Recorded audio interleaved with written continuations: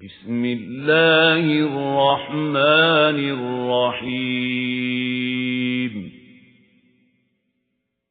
تبارك الذي نزل الفرقان على عبده ليكون للعالمين نذيرا الذي له ملك السماوات والأرض ولم يتخذ ولدا ولم يكن له شريك في الملك وخلق كل شيء فقدره تقديرا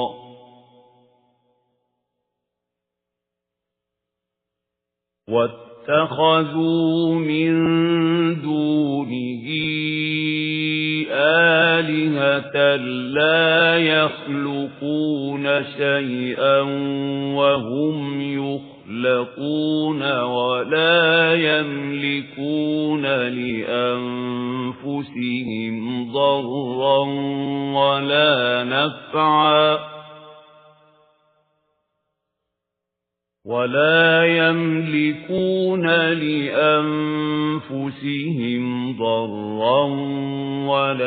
نفعا ولا يملكون موتا ولا حياة ولا نشورا. அத்தியாயம் அல் ஃபுர்கான் மக்காவில் அருளப்பட்டது.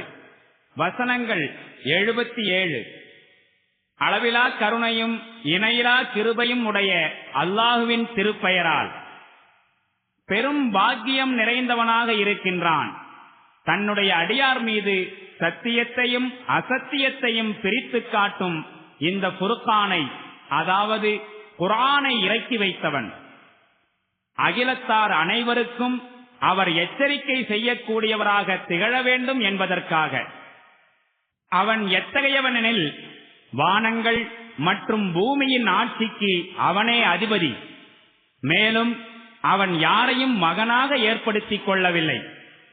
ஆட்சியில் அவனுடன் பங்கு உடையோர் எவரும் இல்லை. மேலும் அவன் ஒவ்வொரு பொருளையும் படைத்து பிறகு அவை ஒவ்வொன்றுக்கும் ஒவ்வொரு விதியை நிர்ணயித்தான். ஆனால் மக்கள் அவனை விடுத்து எத்தகைய கடவுள்களை ஏற்படுத்திக் கொண்டார்கள் என்றால், அந்த கடவுள்கள் எந்த பொருளையும் படைப்பதில்லை. ஏன், அவர்களே படைக்கப்பட்டவர்களாக இருக்கின்றார்கள்.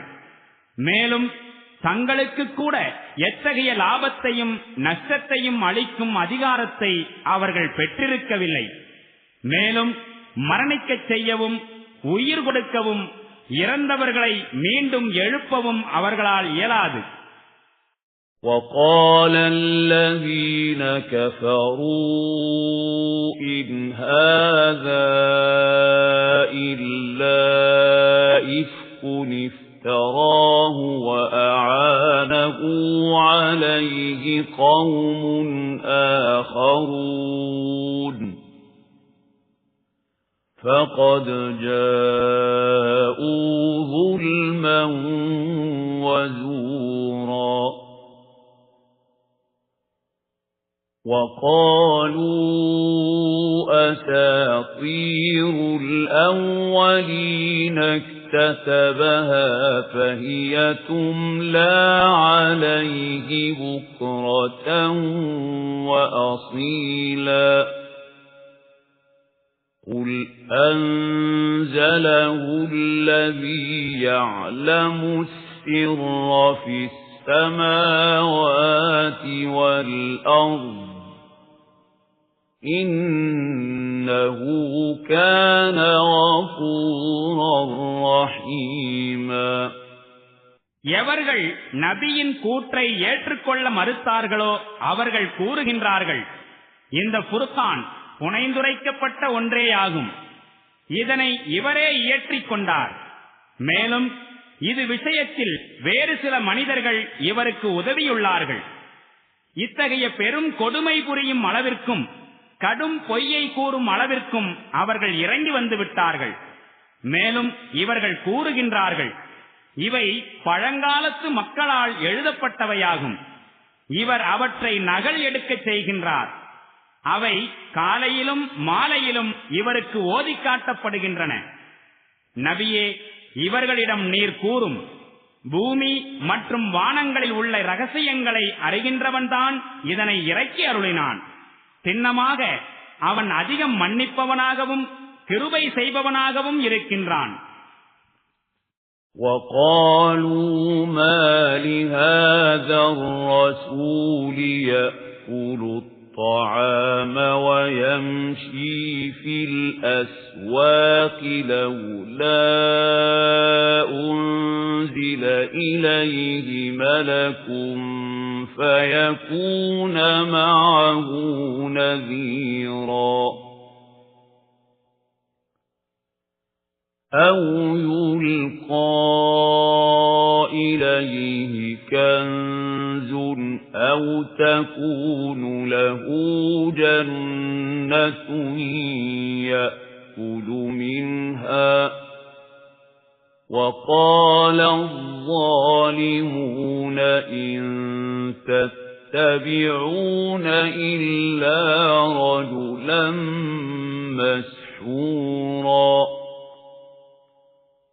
انظُرْ كَيْفَ ضَرَبُوا لَكَ الْأَمْثَالَ فَضَلُّوا فَلَا يَسْتَطِيعُونَ سَبِيلًا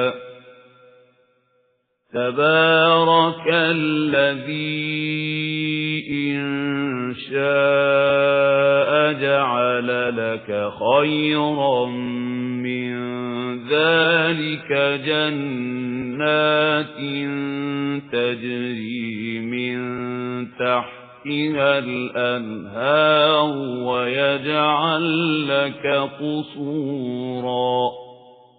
மேலும் கூறுகின்றார்கள், இவர் எத்தகைய இறை தூதர், உணவு உண்ணுகிறாரே, கடைவீதிகளில் நடமாடுகின்றாரே, இவரிடம் ஒரு வானவர் அனுப்பப்பட்டிருக்க கூடாதா? அவர் இவருடன் சேர்ந்து ஏற்றுக்கொள்ளாதவர்களை எச்சரிக்கை செய்வதற்காக, அல்லது அவருக்கு ஏதேனும் ஒரு கருவூலமாவது இறக்கப்பட்டிருக்க கூடாதா? அல்லது நிம்மதியாக உணவு பெறுவதற்குரிய ஏதேனும் தோட்டமாயினும் இவருக்கு இருந்திருக்க கூடாதா? மேலும் இவ்வக்கிரமக்காரர்கள் கூறுகின்றார்கள், சூனியம் செய்யப்பட்ட ஒரு மனிதரின் பின்னால் தான் நீங்கள் சென்று கொண்டிருக்கின்றீர்கள். பாருங்கள், விஷயத்தில் எத்தகைய விந்தையான வாதங்களை இவர்கள் முன் எடுத்துரைக்கின்றார்கள். எந்த அளவுக்கு இவர்கள் வழிதவறி போய்விட்டார்கள் எனில், உறுதியாக நிற்பதற்கான எந்த விஷயமும் அவர்களுக்கு புலப்படுவதில்லை. பெரும் பாக்கியம் நிறைந்தவனாவான் அவன். தான் நாடினால் இவர்கள் சொன்னவற்றையெல்லாம் விட மிகச் சிறந்ததை உமக்கு வழங்கிட முடியும். ஒன்றல்ல, கீழே ஆறுகள் ஓடிக்கொண்டிருக்கும் பல தோப்புகளையும் பெரும் பெரும் மாளிகைகளையும் அவனால் வழங்கிட முடியும். بَلْ كَذَّبُوا بِالسَّاعَةِ وَأَعْتَدْنَا لِمَنْ كَذَّبَ بِالسَّاعَةِ سَعِيرًا إِذَا رَأَتْهُمْ مِنْ مَكَانٍ بَعِيدٍ سَمِعُوا لَهَا تَغَيُّظًا وَزَفِيرًا وَإِذَا أُلْقُوا مِنْهَا مَكَانًا ضَيِّقًا مُقَرَّنِينَ دَعَوْا هُنَالِكَ ثُبُورًا لَا تَدْعُوا الْيَوْمَ ثُبُورًا واحدا وَادْعُوا ثُبُورًا كَثِيرًا. உண்மை யாதெனில் இவர்கள் அந்த நேரத்தை பொய்யென்று வாதாடினர். யார் அந்த நேரத்தை பொய்யென்று வாதாடினார்களோ அவர்களுக்கு கொழுந்து விட்டெறியும் நெருப்பை நாம் தயார் செய்து வைத்திருக்கின்றோம். அது தொலைவான இடத்திலிருந்து இவர்களை பார்க்குமாயின் அதன் ஆவேசம் மற்றும் சீற்றத்தின் இரைச்சல்களை இவர்கள் கேட்பார்கள். மேலும் கைகால்கள் விலங்கிடப்பட்டு அதன் நெருக்கடியான ஓர் இடத்தில் அவர்கள் வீசி எறியப்படுவார்கள். அங்கே அவர்கள் மரணத்தை அழைக்கத் தொடங்குவார்கள். அப்போது அவர்களிடம் கூறப்படும், இன்று ஒரு மரணத்தை அல்ல, பல மரணங்களை அழையுங்கள். قُلْ أَذَلِكَ خَيْرٌ أَمْ جَنَّةُ الْخُلْدِ الَّتِي وُعِدَ الْمُتَّقُونَ كَانَتْ لَهُمْ جَزَاءً وَمَصِيرًا لَهُمْ فِيهَا مَا يَشَاءُونَ خَالِدِينَ كَانَ عَلَى رَبِّكَ وَعْدًا مَسْئُولًا. இவர்களிடம் கேளுங்கள், இந்த முடிவு சிறந்ததா அல்லது இரையச்சம் கொண்ட தூய்மையாளர்களுக்கு வாக்களிக்கப்பட்டுள்ள நிலையான சுவனம் சிறந்ததா? அது எத்தகையது எனில், அவர்களின் செயல்களுக்கு கூலியாகவும் அவர்களுடைய பயணத்தின் இறுதி இடமாகவும் இருக்கும். அதில் அவர்களுடைய விருப்பங்கள் எல்லாம் நிறைவேறும். அதில் அவர்கள் என்றென்றும் தங்கியிருப்பார்கள். இதனை வழங்குவது இறைவனின் பொறுப்பில் உள்ள நிறைவேற்றப்பட வேண்டிய ஒரு வாக்குறுதியாகும். وَيَوْمَ يَحْشُرُهُمْ وَمَا يَعْبُدُونَ مِن دُونِ اللَّهِ فَيَقُولُ أَأَنْتُمْ أَضْلَلْتُمْ عِبَادِي هَؤُلَاءِ أَمْ هُمْ ضَلُّوا السَّبِيلَ قالوا سبحانك ما كان ينبغي لنا أن نتخذ من دونك من أولياء ولكن متعتهم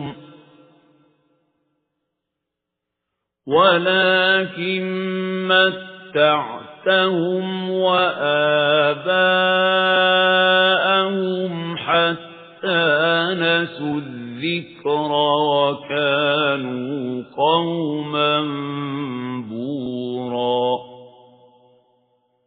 فقد كذبوكم بما تقولون فما تستطيعون صرفا ولا نصرا ومن يظلم منكم نذقه عذابا كبيرا.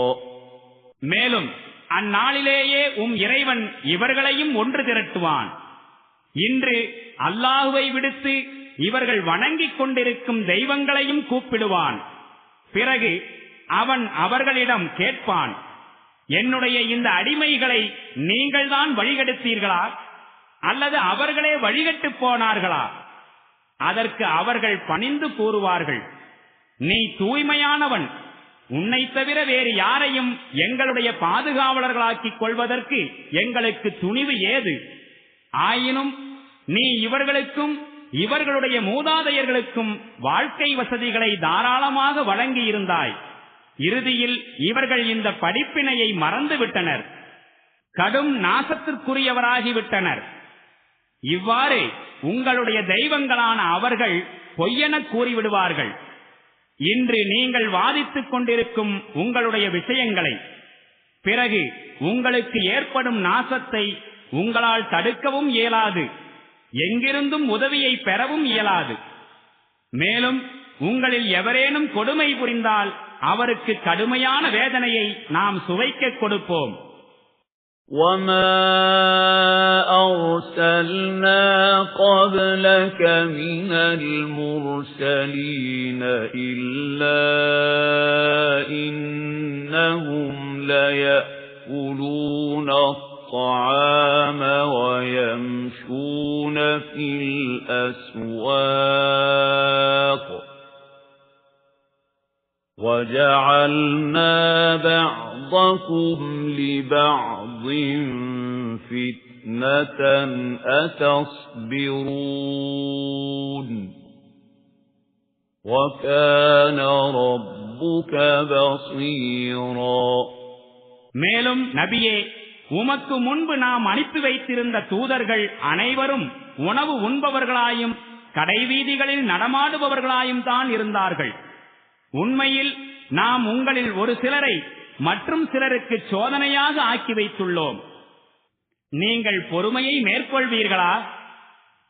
இறைவன் அனைத்தையும் பார்ப்பவனாயிருக்கின்றான். وَقَالَ الَّذِينَ لَا يَرْجُونَ لِقَاءَنَا لَوْلَا أُنْزِلَ عَلَيْنَا الْمَلَائِكَةُ أَوْ نَرَى رَبَّنَا لَقَدِ اسْتَكْبَرُوا فِي أَنفُسِهِمْ وَعَتَوْا عُتُوًّا كَبِيرًا. يَوْمَ يَرَوْنَ الْمَلَائِكَةَ لَا بُشْرَى يَوْمَئِذٍ لِلْمُجْرِمِينَ وَيَقُولُونَ حِجْرًا مَحْجُورًا.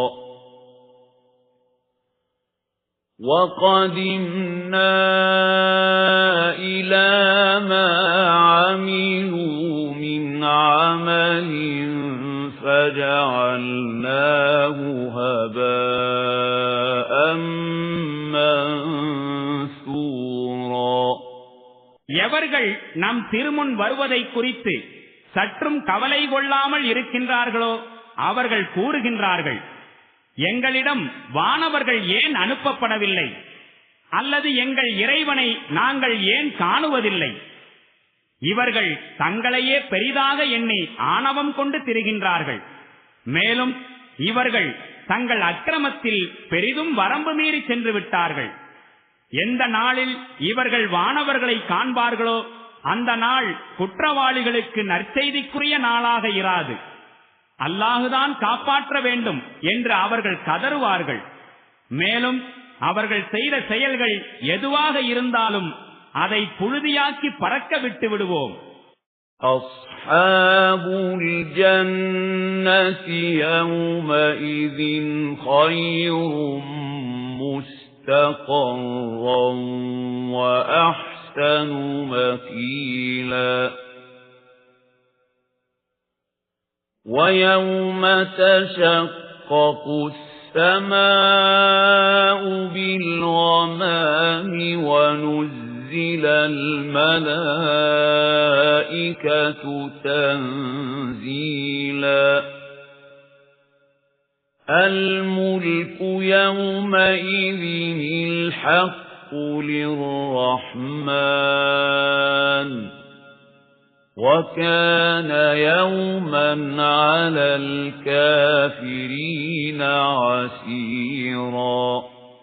ஆனால் எவர்கள் சுவனத்துக்கு தகுதியானவர்களோ அவர்கள்தாம் அந்நாளில் சிறந்த இடத்தில் தங்குவார்கள். மதிய வேளையை கழிப்பதற்கு மிக அழகிய இடத்தை பெறுவார்கள். அந்நாளில் வானத்தை பிளந்து கொண்டு ஒரு மேகம் வெளிப்படும். மேலும் வானவர்கள் கூட்டங்கூட்டமாய் இறக்கி வைக்கப்படுவார்கள். அந்நாளில் உண்மையான ஆட்சி அதிகாரம் ரஹ்மானுக்கே, கருணைமிக்க இறைவனுக்கே உரியதாக இருக்கும். மேலும் அது இறை நிராகரிப்பாளர்களுக்கு மிக கடினமான நாளாக இருக்கும். وَيَوْمَ يَعَضُّ الظَّالِمُ عَلَى يَدَيْهِ يَقُولُ يَا لَيْتَنِي اتَّخَذْتُ مَعَ الرَّسُولِ سَبِيلًا.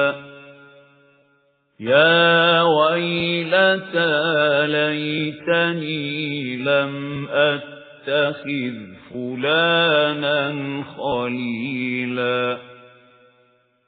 لَقَدْ أَضَلَّنِي عَنِ الذِّكْرِ بَعْدَ إِذْ جاءني وكان الشيطان للإنسان خذولا وقال الرسول يا رب إن قومي اتخذوا هذا القرآن مهجورا. மேலும் அந்நாளில் கொடுமை புரிந்த மனிதன் தன்னுடைய கைகளை கடித்தபடி கூறுவான், அந்தோ நான் இறை தூதருக்கு துணை புரிந்திருக்க கூடாதா? ஐயோ எனது துர்பாக்கியமே, நான் இன்ன மனிதனை நண்பனாக்காமல் இருந்திருக்க வேண்டுமே.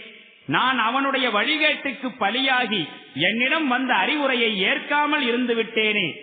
ஷைத்தான் மனிதனை மிகவும் ஏமாற்றக்கூடியவன் என்று நிரூபணமாகிவிட்டது. மேலும் இறை தூதர் கூறுவார், என் இறைவா, என் சமூகத்தை சார்ந்த மக்கள் இந்த குர்ஆனை நகைப்புக்குரியதாக்கிக் கொண்டிருந்தார்கள். وَكَذَلِكَ جَعَلْنَا لِكُلِّ نَبِيٍّ عَدُوًّا مِنَ الْمُجْرِمِينَ وَكَفَى بِرَبِّكَ هَادِيًا وَنَصِيرًا. நபியே, இவ்வாறே நாம் குற்றவாளிகளை இறை தூதர் ஒவ்வொருவருக்கும் பகைவர்களாக்கினோம். மேலும் வழிகாட்டுவதற்கும் உதவி புரிவதற்கும் உங்கள் இறைவனே உங்களுக்கு போதுமானவன்.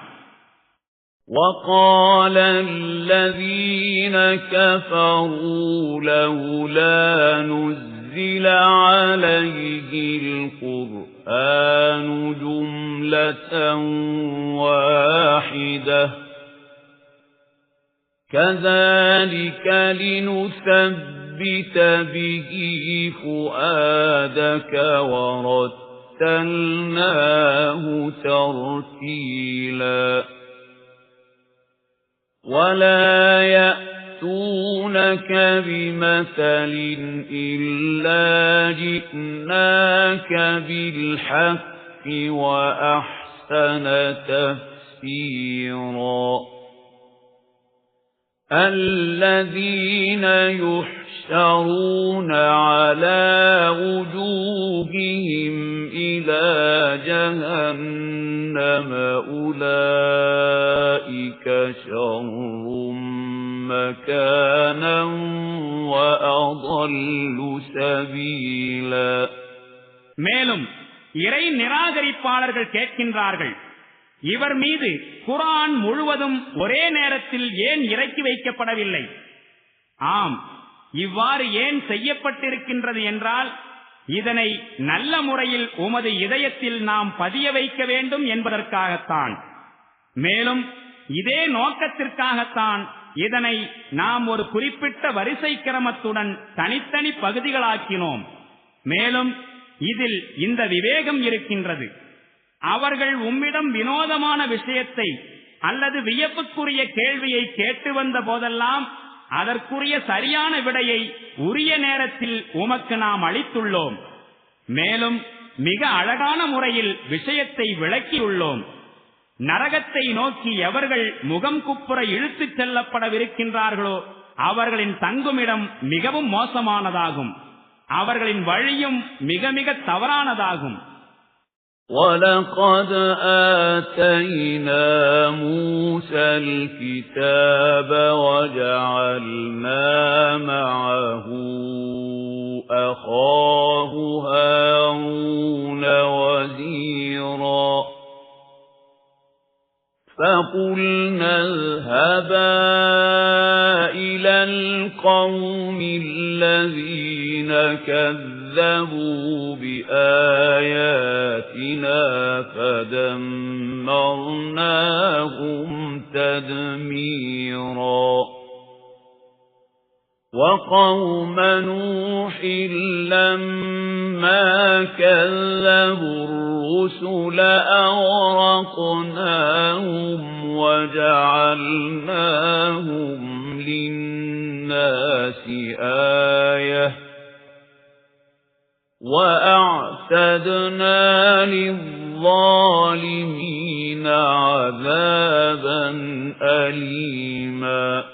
மேலும் நாம் மூசாவுக்கு வேதத்தை அருளினோம். மேலும் அவருடன் அவருடைய சகோதரர் ஹாரூனை உதவியாளராய் ஆக்கினோம். அவ்விருவருக்கும் கூறினோம், நமது சான்றுகளை பொய்யென வாதித்துக் கொண்டிருக்கின்ற சமூகத்தாரிடம் செல்லுங்கள். இறுதியில் அச்சமூகத்தை நாம் அழித்தொழித்து விட்டோம். இதே கதிதான் நூஹுடைய சமூகத்தாருக்கும் ஏற்பட்டது. தூதர்களை பொய்யர்கள் என்று அவர்கள் தூற்றிய போது அவர்களை நாம் மூழ்கடித்தோம். மேலும் அனைத்துலக மக்களுக்கும் ஒரு படிப்பினை தரும் சான்றாக அவர்களை ஆக்கினோம். மேலும் அந்த கொடுமைக்காரர்களுக்கு துன்புறுத்தும் வேதனையை நாம் தயார் செய்து வைத்திருக்கின்றோம். وَعَادًا وَثَمُودَ وَأَصْحَابَ الرَّسِّ وَقُرُونًا بَيْنَ ذَلِكَ كَثِيرًا وَكُلًّا ضَرَبْنَا لَهُ الْأَمْثَالَ وَكُلًّا تَبَّرْنَا تَتْبِيرًا. وَلَقَدْ أَتَوْا عَلَى الْقَرْيَةِ الَّتِي أُمْطِرَتْ مَطَرَ السَّوْءِ أَفَلَمْ يَكُونُوا يَرَوْنَهَا بَلْ كَانُوا لَا يَرْجُونَ نُشُورًا. இதேபோன்று ஆது சமூது சமூகத்தினரும் ரஸ் சமூகத்தினரும் மேலும் அவர்களுக்கு இடைப்பட்ட நூற்றாண்டுகளில் வாழ்ந்த அநேக மக்களும் அழித்தொழிக்கப்பட்டனர். மேலும் அவர்களில் ஒவ்வொருவருக்கும் முன்னர் அழிந்து போனவர்களின் உதாரணங்களை கூறி விளக்கினோம். இறுதியில் ஒவ்வொருவரையும் அடியோடு அழித்து விட்டோம். மேலும் எந்த ஊர் மீது கொடுமையான மழை பொழிவிக்கப்பட்டதோ அந்த ஊரினூடே இவர்கள் சென்றிருக்கின்றார்கள். என்ன, அதனுடைய கதியை இவர்கள் பார்க்கவில்லையா? இருப்பினும் இவர்கள் மரணத்திற்கு பின் மற்றொரு வாழ்க்கையை நம்பாதவர்களாகவே இருக்கின்றனர். وَإِذَا رَأَوْكَ إِن يَتَّخِذُونَكَ إِلَّا هُزُوًا أَهَذَا الَّذِي بَعَثَ اللَّهُ رَسُولًا إِن كَادَ لَيُضِلُّنَا عَنْ آلِهَتِنَا لَوْلَا أَن صَبَرْنَا عَلَيْهَا وَسَوْفَ يَعْلَمُونَ حِينَ يَرَوْنَ الْعَذَابَ مَنْ أَضَلُّ سَبِيلًا. மேலும் இவர்கள் உம்மை காண்பார்களானால் உம்மை கேலிக்குரியவராக எடுத்துக் கொள்கின்றார்கள். அவர்கள் கூறுகின்றார்கள், இவரைத்தான் இறைவன் தூதராய் அனுப்பியிருக்கின்றானா? நம் தெய்வங்கள் மீது உள்ள நம்பிக்கையில் நாம் நிலைத்திருக்கவில்லையானால் இவரோ நம்மை வழிகெடுத்து அந்த தெய்வங்களை விட்டு நம்மை விலக்கியே வைத்திருப்பார். சரி, அந்த நேரம் வெகு தூரத்தில் இல்லை. இவர்கள் வேதனையை காணும் போது யார் வழிகேட்டில் வெகு தூரம் சென்று விட்டார்கள் என்பது இவர்களுக்கு தாமாகவே தெரிந்துவிடும். أَرَأَيْتَ مَنِ اتَّخَذَ إِلَٰهَهُ هَوَاهُ أَفَأَنتَ تَكُونُ عَلَيْهِ وَكِيلًا أَمْ تَحْسَبُ أَنَّ أَكْثَرَهُمْ يَسْمَعُونَ أَوْ يَعْقِلُونَ إِنْ هُمْ إِلَّا كَالْأَنْعَامِ بَلْ هُمْ أَضَلُّ سَبِيلًا. தனது மன இச்சையை தன் கடவுளாக்கிக் கொண்டவனின் நிலை குறித்து என்றேனும் நீர் சிந்தித்ததுண்டா? இத்தகையவனை நேர்வழியில் கொண்டு வரும் பொறுப்பை நீர் ஏற்க முடியுமா? என்ன, இவர்களில் பெரும்பாலோர் செவியேற்கின்றார்கள் என்றோ புரிந்து கொள்கின்றார்கள் என்றோ நீர் கருதுகின்றீரா? இவர்களோ கால்நடைகளை போன்றவர்கள் ஆவர். ஏன், அவற்றை விடவும் இவர்கள் மிகவும் தரங்கட்டவர்களாவர். அலம் தர இலா ரப்பிக கைஃப மத்த الظِّلَّ وَلَوْ شَاءَ لَجَعَلَهُ سَاكِنًا ثُمَّ جَعَلْنَا الشَّمْسَ عَلَيْهِ دَلِيلًا ثُمَّ قَبَضْنَاهُ إِلَيْنَا قَبْضًا يَسِيرًا. இறைவன் எவ்வாறு நிழலை விரிக்கின்றான் என்பதை நீர் பார்க்கவில்லையா? அவன் நாடினால் அந்த நிழலை நிலையானதாய் ஆக்கியிருப்பான். பிறகு நாம் சூரியனை அதற்கு வழிகாட்டி ஆக்கினோம். பிறகு சூரியன் மேலே செல்ல செல்ல அந்நிழலை நாம் மெல்ல மெல்ல நம் பக்கமாக சுருட்டிக் கொண்டே போகின்றோம். وَهُوَ الَّذِي جَعَلَ لَكُمُ اللَّيْلَ لِبَاسًا وَالنَّوْمَ سُبَاتًا وَجَعَلَ النَّهَارَ نُشُورًا. மேலும் அவனே உங்களுக்கு இரவை ஆடையாகவும் உறக்கத்தை அமைதியாகவும் பகலை உயிர்த்தெழும் வேளையாகவும் ஆக்கினான். وَهُوَ الَّذِي أَرْسَلَ الرِّيَاحَ بُشْرًا بَيْنَ يَدَيْ رَحْمَتِهِ وَأَنزَلْنَا مِنَ السَّمَاءِ مَاءً طَهُورًا لِنُحْيِيَ بِهِ بَلْدَةً مَيْتًا وَنُسْقِيَهُ مِمَّا خَلَقْنَا أَنْعَامًا وَأَنَاسِيَّ كَثِيرًا. وَلَقَدْ صَرَّفْنَاهُ بَيْنَهُمْ لِيَذَّكَّرُوا فَأَبَى أَكْثَرُ النَّاسِ إِلَّا كُفُورًا. மேலும் அவனே தன்னுடைய கருணைக்கு முன்னால் காற்றை நற்செய்தியாக அனுப்புகின்றான். பிறகு வானத்திலிருந்து தூய்மையான நீரை இறக்குகின்றான். பூமியின் உயிரற்ற பகுதிகளுக்கு அதன் மூலம் நாம் உயிர் கொடுப்பதற்காகவும், மேலும் நம்முடைய படைப்பினங்களில் அநேக கால்நடைகளுக்கும் மனிதர்களுக்கும் தண்ணீர் புகட்டுவதற்காகவும் தான். இந்த விந்தைகளை அவர்களிடையே அடிக்கடி நாம் நிகழ்த்துகின்றோம், அவர்கள் படிப்பினை பெற வேண்டும் என்பதற்காக. ஆயினும் மக்களில் பெரும்பாலோர் நிராகரிப்பு மற்றும் நன்றி கொள்ளும் நடத்தையை தவிர வேறெதனையும் மேற்கொள்ள மறுக்கின்றார்கள்.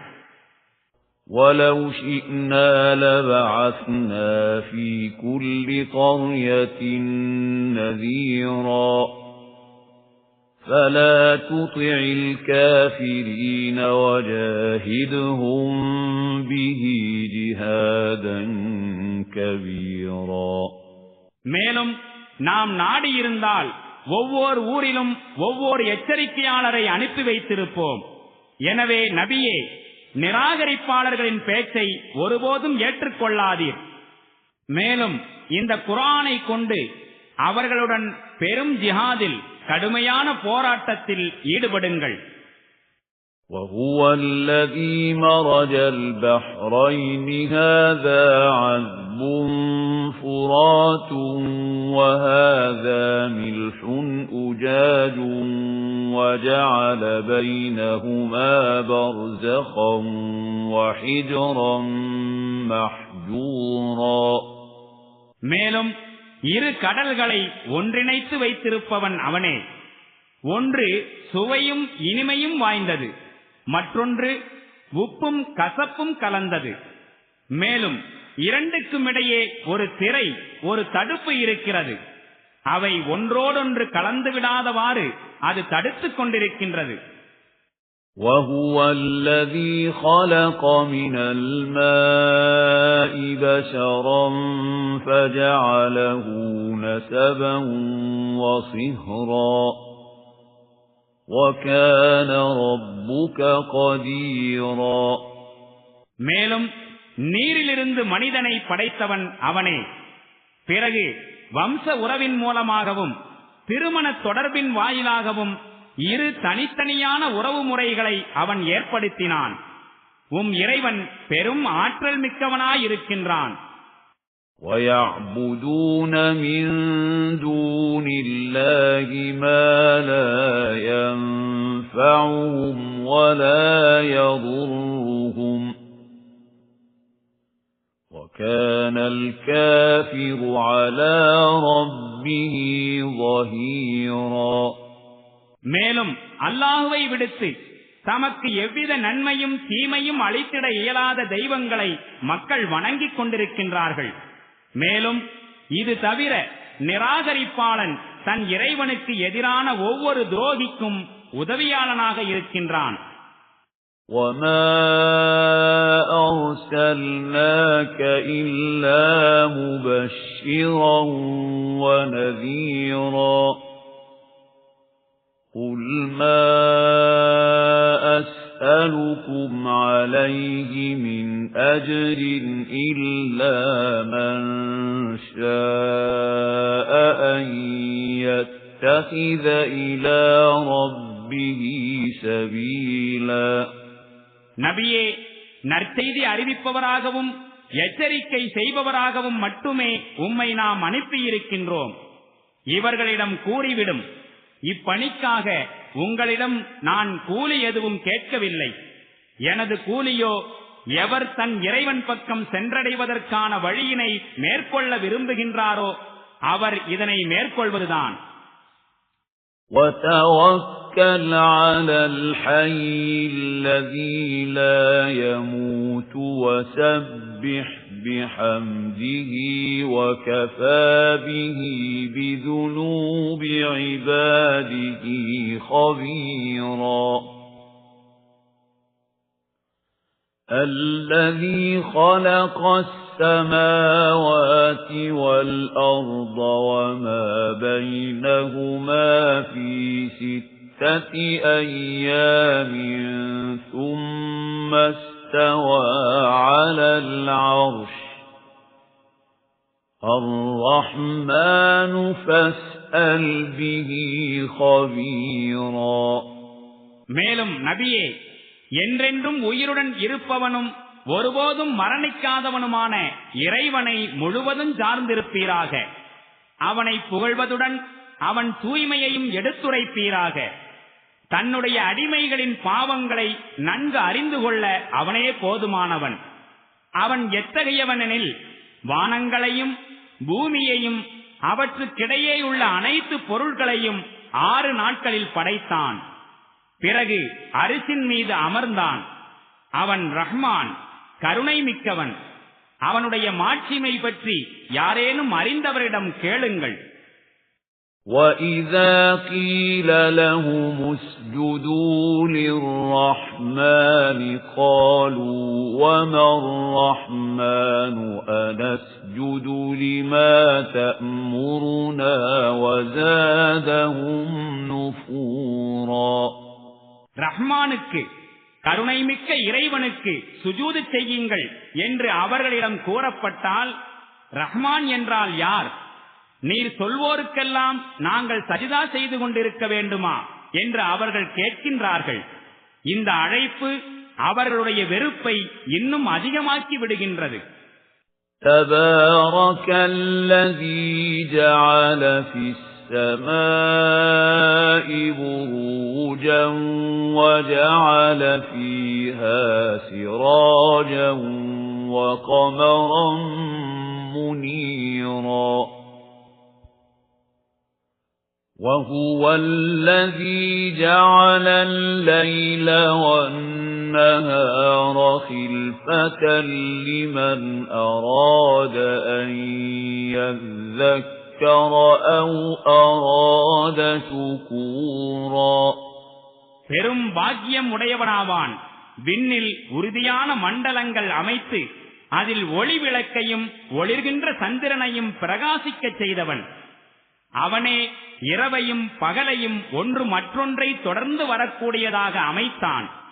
படிப்பினை பெற நாடும் அல்லது நன்றியுடையவராக இருக்க விரும்பும் ஒவ்வொரு மனிதனுக்காகவும் وَعِبَادُ الرَّحْمَنِ الَّذِينَ يَمْشُونَ عَلَى الْأَرْضِ هَوْنًا وَإِذَا خَاطَبَهُمُ الْجَاهِلُونَ قَالُوا سَلَامًا وَالَّذِينَ يَبِيتُونَ لِرَبِّهِمْ سُجَّدًا وَقِيَامًا وَالَّذِينَ يَقُولُونَ رَبَّنَا اصْرِفْ عَنَّا عَذَابَ جَهَنَّمَ إِنَّ عَذَابَهَا كَانَ غَرَامًا إِنَّهَا سَاءَتْ مُسْتَقَرًّا وَمُقَامًا. மேலும் ரஹ்மானின் உண்மையான அடியார்கள் எத்தகையவர்களெனில் அவர்கள் பூமியில் பணிவோடு நடப்பார்கள். அறிவியினர்கள் அவர்களுடன் முறைகேடாக உரையாடினால் உங்களுக்கு சலாம் சாந்தி உண்டாகட்டும் என்று கூறிவிடுவார்கள். மேலும் அவர்கள் தங்கள் இறைவனின் திருமுன் சுஜூது செய்தும் நின்றும் வணங்கியவாறு இரவை கழிப்பார்கள். மேலும் அவர்கள் இறைஞ்சுவார்கள், எங்கள் இறைவனே, நரக வேதனையை எங்களை விட்டு அகற்றுவாயாக. அதன் வேதனையோ ஓயாது தொல்லை தரக்கூடியதாக இருக்கின்றது. சின்னமாக நரகம் தீய தங்குமிடமாகவும் மிகவும் மோசமான இடமாகவும் இருக்கின்றது. وَالَّذِينَ إِذَا أَنفَقُوا لَمْ يُسْرِفُوا وَلَمْ يَقْتُرُوا وَكَانَ بَيْنَ ذَلِكَ قَوَامًا. وَالَّذِينَ لَا يَدْعُونَ مَعَ اللَّهِ إِلَٰهًا آخَرَ وَلَا يَقْتُلُونَ النَّفْسَ الَّتِي حَرَّمَ اللَّهُ إِلَّا بِالْحَقِّ وَلَا يَزْنُونَ وَمَن يَفْعَلْ ذَلِكَ يَلْقَ أَثَامًا يُضَاعَفْ لَهُ الْعَذَابُ يَوْمَ الْقِيَامَةِ وَيَخْلُدْ فِيهِ مُهَانًا. மேலும் அவர்கள் செலவு செய்யும் போது வீண் விரயமும் கஞ்சத்தனமும் செய்வதில்லை. மாறாக அவர்களுடைய செலவுகள் இந்த மிதமிஞ்சிய இரு நிலைகளுக்கிடையில் மிதமானதாக இருக்கும். மேலும் அவர்கள் அல்லாஹுவுடன் வேறெந்த தெய்வத்தையும் அழைப்பதில்லை. மேலும் கொலை செய்யக்கூடாது என்று அல்லாஹுவினால் தடை செய்யப்பட்ட எந்த உயிரையும் நியாயமின்றி அவர்கள் கொலை செய்வதில்லை. மேலும் விபச்சாரமும் செய்வதில்லை. யாரேனும் இச்செயல்களை செய்தால் அவன் தன் பாவத்திற்கான கூலியை பெற்றே தீருவான். மறுமை நாளில் அவனுக்கு இரட்டிப்பு தண்டனை அளிக்கப்படும். மேலும் அதிலேயே இழிவுக்குரியவனாய் என்றென்றும் அவன் வீழ்ந்து கிடப்பான். إِلَّا مَن تَابَ وَآمَنَ وَعَمِلَ عَمَلًا صَالِحًا فَأُولَئِكَ يُبَدِّلُ اللَّهُ سَيِّئَاتِهِمْ حَسَنَاتٍ وَكَانَ اللَّهُ غَفُورًا رَّحِيمًا. وَمَن تَابَ وَعَمِلَ صَالِحًا فَإِنَّهُ يَتُوبُ إِلَى اللَّهِ مَتَابًا. ஆனால் இந்த பாவங்களுக்கு பின்னர் எவர் மன்னிப்பு கோரி மேலும் நம்பிக்கை கொண்டு நற்செயலும் புரிய தொடங்கிவிட்டிருக்கின்றாரோ அவரை தவிர, இத்தகையோரின் தீமைகளை அல்லாஹ் நன்மைகளாக மாற்றிவிடுவான். மேலும் அவன் பெரும் மன்னிப்பாளனும் கிருபையாளனுமாவான். எவர் பாவ மன்னிப்பு கோரி நற்செயலை மேற்கொள்கின்றாரோ அவர் அல்லாஹ்வின் பக்கம் எவ்வாறு திரும்பி வர வேண்டுமோ அவ்வாறு திரும்பி வருகின்றார்.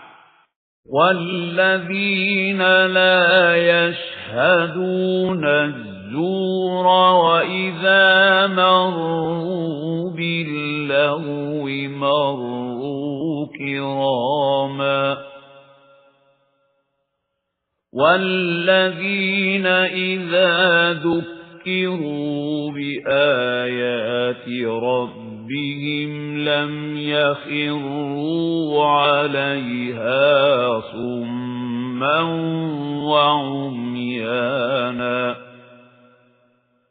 وَالَّذِينَ يَقُولُونَ رَبَّنَا هَبْ لَنَا مِنْ أَزْوَاجِنَا وَذُرِّيَّاتِنَا قُرَّةَ أَعْيُنٍ وَاجْعَلْنَا لِلْمُتَّقِينَ إِمَامًا أُولَئِكَ يُجْزَوْنَ الْغُرْفَةَ بِمَا صَبَرُوا وَيُلَقَّوْنَ فِيهَا تَحِيَّةً وَسَلَامًا خَالِدِينَ فِيهَا حَسُنَتْ مُسْتَقَرًّا وَمُقَامًا. மேலும் ரஹ்மானின் உண்மையான அடியார்கள் யாரெனில் அவர்கள் பொய்மைக்கு சாட்சியாக இருப்பதில்லை. அவர்கள் ஏதேனும் வீணானவற்றின் அருகில் செல்ல நேர்ந்தால் கண்ணியமானவர்களாய் கடந்து சென்று விடுவார்கள். மேலும் தம் இறைவனின் வசனங்களை ஓதிக் காட்டி அவர்களுக்கு நல்லுரை வழங்கப்படும் போது அவற்றை குறித்து குருடர்களாயும் செவிடர்களாயும் இருப்பதில்லை. மேலும் அவர்கள் இறைஞ்சிய வண்ணம் இருப்பார்கள். எங்கள் இறைவனே, எங்கள் மனைவிமார்களையும் எங்கள் குழந்தைகளையும் எங்கள் கண்களுக்கு குளிர்ச்சி அளிக்கக்கூடியவர்களாய் விளங்கச் செய்வாயாக. மேலும் எங்களை இரையச்சமுடையோருக்கு தலைவர்களாய் திகழச் செய்வாயாக. இத்தகையோரே தங்களுடைய பொறுமையின் பலனாக உயர்ந்த மாளிகைகளை பெறுவார்கள். மரியாதையுடனும் வாழ்த்துக்களுடனும் அவர்கள் அங்கு வரவேற்கப்படுவார்கள். அவர்கள் என்றென்றும் அங்கு தங்கி வாழ்வார்கள். எவ்வளவு அழகானதாக இருக்கின்றது அந்த தங்குமிடம்! எவ்வளவு உன்னதமாக இருக்கின்றது அந்த ஓய்விடம்! قُلْ مَا يَعْبَأُ بِكُمْ رَبِّي لَوْلَا دُعَاؤُكُمْ فَقَدْ كَذَّبْتُمْ فَسَوْفَ يَكُونُ لِزَامًا.